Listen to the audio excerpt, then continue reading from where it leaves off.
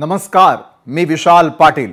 आजच्या न्यूज प्लॅनेटच्या या विशेष अंकामध्ये आपण सुरुवात केलेली आहे त्याच गोष्टीने जिची वाट अवघा महाराष्ट्र गेल्या 2 दशकांपासून पाहत होता।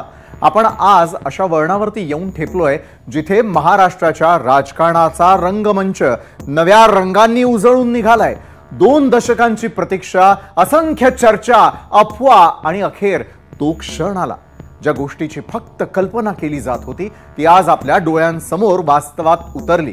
गेल्या काही वर्षात महाराष्ट्राच्या राजकारणामध्ये वादळ आली, वावटळ उठली आणि अनेक नाट्यमय वळण देखील पाहायला मिळाली। कधी मित्र शत्रू झाले, कधी शत्रू मित्र, पक्षांतरांची वावटळ, युतीची नवी समीकरणं आणि प्रत्येक घडामोडी मागे असलेली अनपेक्षितता।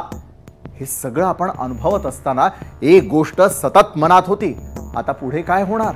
पण हा प्रश्न आता अजून रंजक वळणावरती येऊन ठेपलाय, कारण राज्याच्या राजकारणामध्ये एक नवा अध्याय सुरू झालेला आहे। आज ठाकरे बंधूंनी एकत्र येत इतिहासाच्या पानांवर आपली वेगळी छाप उमटवली आणि राजकारण, नाती आणि महाराष्ट्राची ओळख या सगळ्यांचा संगम पाहायला मिळाला। अनेकांना वाटलं होतं की फक्त विजयी मेळाव्यासाठी ठाकरे बंधू एकत्र येतील आणि मराठीचा मुद्दा झाला की परत ते दोघं आपापल्या वाटेला निघतील। मात्र दोघांनी भाषणादरम्यान असं काही म्हटलं की आता लोक हेच म्हणू लागले आहेत की ही जोडी तुटायची नाही। बरं, राज ठाकरे आणि उद्धव ठाकरे हे भविष्यामध्ये एकत्र राहतील की नाही, त्यांनी काय सांगितलंय हे त्यांच्या तोंडूनच पाहूया। बाकी सगळ्या युत्या, आघाड्या, सगळ्या कुठच्याही गोष्टी होत राहतील।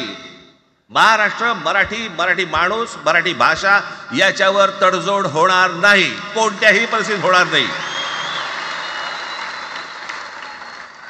याच्या पुढे देखील तुम्ही सर्वांनी सावध असणं पण गरजेचं आहे आणि सतर्क असणं पण तेवढंच गरजेचं आहे। पुढे पुढे काय काय गोष्टी घडतील, काय काय गोष्टी होतील कल्पना नाही, परंतु मला असं वाटतं की ही मराठीसाठीची एकजूट ही कायम राहावी आणि महाराष्ट्रामध्ये सन्माननीय माननीय बाळासाहेबांचं जे स्वप्न होतं ते पुन्हा साकारावं अशी एक आशा, अपेक्षा आणि इच्छा व्यक्त करतो। साहजिकच आहे, सगळ्यांचं लक्ष हे आज भाषणाकडे आहे, पण वैयक्तिक मला असं वाटतं की आज आमच्या भाषणांपेक्षा आमचं एकत्र दिसणं हे महत्त्वाचं आहे। पण एक गोष्ट नक्की की आमच्या दोघांमध्ये जो काही अंतरपाठ होता तो आनाजी पंतांनी दूर केला। आता अक्षता टाकण्याची काही तुमच्याकडनं अपेक्षा नाहीये।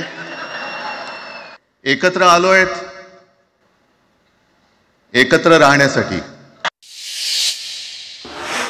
आधी पक्षातील फुटीमुळे ठाकरे बंधूंमध्ये दुरावा, नंतर